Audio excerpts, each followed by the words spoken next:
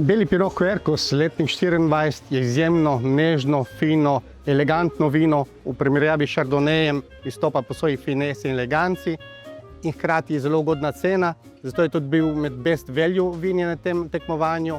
In pomeni, da Beli Pinot spet izstopa, stara sorta, ki spet izstopa v ospredje, ker najboljše bele pinoje na svetu lahko dobite ravno v Goriških brdih in v Alto Adige. Pomeni, da znamo resnično delati fine, nežne, elegantne stvari.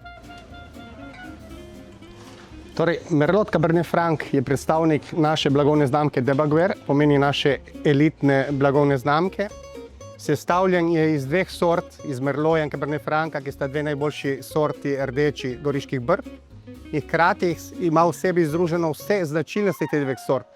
Strukturnost, pikantnost, zeliščnost, mehkobo, sladke tanine in se lahko postavljajo ob bok najboljšim bordojcem.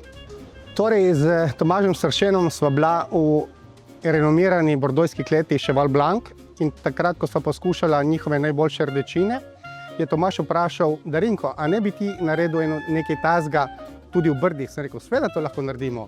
In po enem letu blendanja in poizkušanja z izborom najboljših Merlojev brd in z najboljših Cabernet Francov brd je počasi prišlo do tele mešanice, ki lahko dejansko vstopa ob bok najboljšim Cheval Blancom. Torej, v Sparovi vinoteki je veliko vin, ki jih imam jaz zelo rad, zato bi bilo bolj še vprašanje, katera vina so meni najljubša oziroma katera vina imam jaz pri sebi doma, kot svoja hišna vina.